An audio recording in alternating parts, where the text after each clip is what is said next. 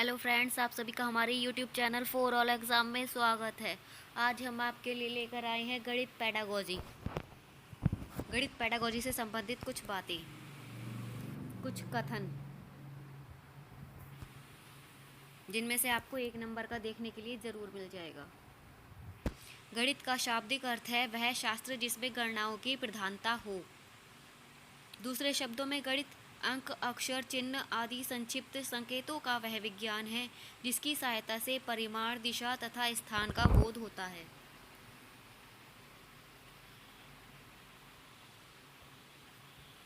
गणित के बारे में मार्शल एच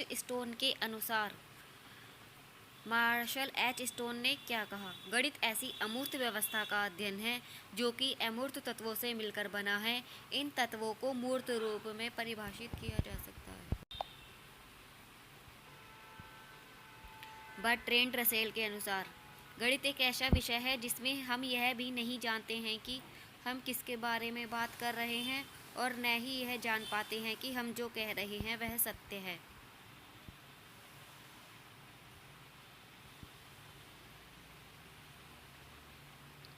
गैलीलियो के अनुसार गणित वह भाषा है जिसमें परमेश्वर ने संपूर्ण जगत या ब्रह्मांड को लिख दिया है।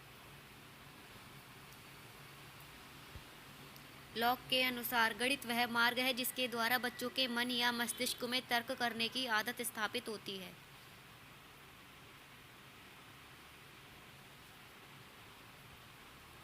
हॉगबैन के अनुसार गणित सभ्यता और संस्कृति का दर्पण है। रोजर बेकन के अनुसार गणित सभी विज्ञानों का सिंह द्वार एवं कुंजी है। प्रोफेसर बोस के अनुसार हमारी पूर्ण सभ्यता जो प्रकृति के उपयोग तथा बौद्धिक गहराई पर निर्भर करती है, इसकी वास्तविक बुनियाद गणितीय विज्ञान है।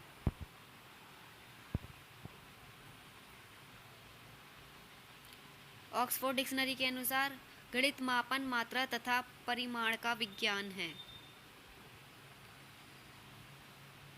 इस प्रकार हम कह सकते हैं कि गणित स्थान तथा संख्याओं का विज्ञान है। गणित गणनाओं का विज्ञान है। गणित मापतोल या मापन, मात्रा या परिमाण तथा दिशा का विज्ञान है। गणित विज्ञान की क्रमबद्ध, संगठित तथा यथार्थ शाखा है। गणित में मात्रात्मक तथ्यों और संबंधों का अध्ययन किया जाता है। गणित विज्ञान का अमूर्त रूप है। गणित तार्किक विचारों का विज्ञान है।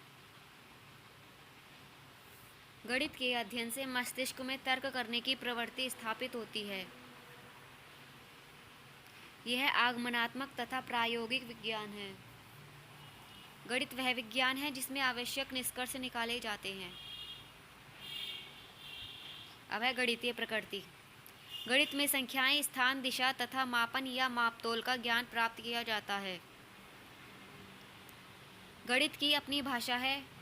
भाषा का तात्पर्य गणितीय पद, गणितीय प्रत्यय, सूत्र, सिद्धांत तथा संकेतों से है जो कि विशेष प्रकार के होते हैं तथा गणित की भाषा को जन्म देते हैं।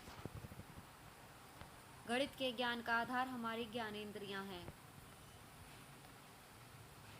गणित के ज्ञान का आधार निश्चित है जिससे उस पर विश्वास किया जा सकता है। गणित का ज्ञान यथार्थ, क्रमबद्ध, तार्किक तथा अधिक स्पष्ट होता है जिसे उसे एक बार ग्रहण करके आसानी से भुलाया नहीं जा सकता। गणित में अमूर्त प्रत्ययों को मूर्त रूप में परिवर्तित किया जाता है, साथ ही उनकी व्याख्या भी की जाती है। गणित के नियम, सिद्धांत, सूत्र सभी स्थानों पर एक समान होते हैं जिससे उनकी सत्यता की जांच किसी भी समय किसी भी स्थान पर की जा सकती है। गणित के अंतर्गत संपूर्ण वातावरण में पाई जाने वाली वस्तुओं के परस्पर संबंध तथा संख्यात्मक निष्कर्ष निकाले जाते हैं। गणित के अध्ययन से प्रत्येक प्रश्न तथा सूचना स्पष्ट होती है तथा उसका एक संभावित उत्तर निश्चित होता है। गणित के विभिन्न नियमों, सिद्धांतों, सूत्रों आदि में संदेह की भावना नहीं रहती है। गणित के अध्ययन से आगमन, निगमन तथा सामान्यीकरण की योग्यता का विकास होता है। गणित के अध्ययन से बालकों में आत्मविश्वास और आत्मनिर्भरता का विकास होता है। गणित की भाषा सुपरिभाषित, उपयुक्त तथा स्पष्ट होती है। गणित के ज्ञान से बालकों में प्रशंसात्मक दृष्टिकोण तथा भावना का विकास होता है। गणित से बालकों में वैज्ञानिक दृष्टिकोण विकसित होता है। गणित में प्रदत्त सूचनाओं को आधार मानकर संख्यात्मक निष्कर्ष निकाले जाते हैं। गणित के ज्ञान का उपयोग विज्ञान की विभिन्न शाखाओं जैसे भौतिकी, रसायन, जीव विज्ञान तथा अन्य विषयों के अध्ययन में भी किया जाता है।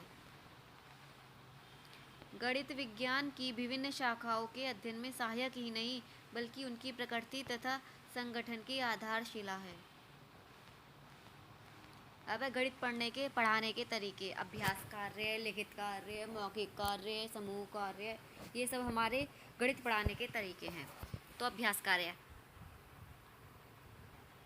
स्वाध्ययन के लिए अभ्यास कार्य बेहतर विकल्प होता है। अभ्यास कार्य द्वारा छात्रों को भिन्न भिन्न चुनौतियों का सामना करने और उनसे सीखने को मिलता है।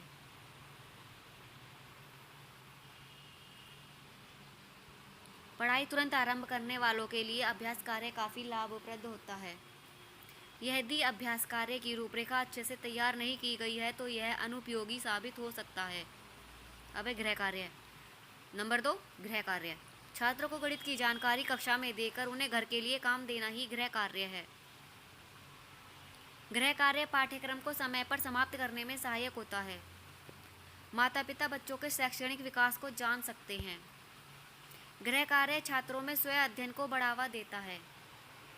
गृह कार्य के माध्यम से छात्र अपने खाली समय का बेहतर उपयोग कर सकते हैं। नंबर 3 है मौखिक कार्य। कक्षा में शिक्षक और छात्रों के बीच का संवाद मौखिक कार्य के अंतर्गत आता है। छात्रों की समझ को मौखिक कार्य द्वारा आसानी से जांचा जा सकता है। छात्रों के सोचने और समझने की क्षमता का विकास होता है। इससे पाठ को आसानी से दोहराया जा सकता है। इससे छात्रों की क्षमताओं का आकलन नहीं हो पाता।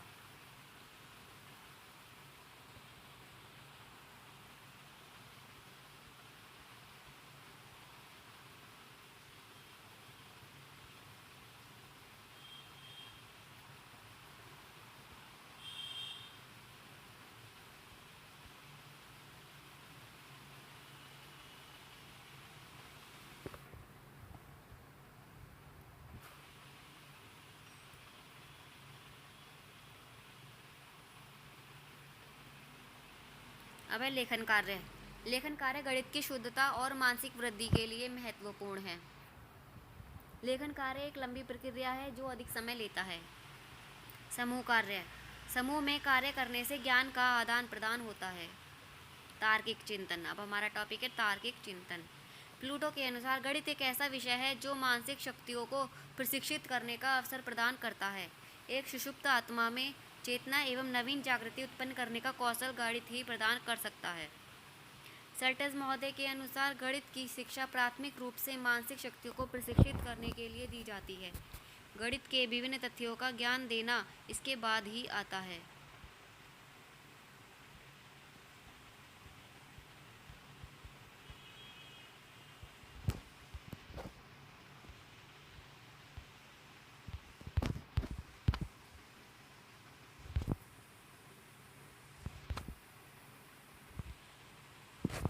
सो फ्रेंड, ये थी आज की हमारी वीडियो। अगर अच्छी लगी हो तो लाइक करना ना भूलें, शेयर एंड सब्सक्राइब।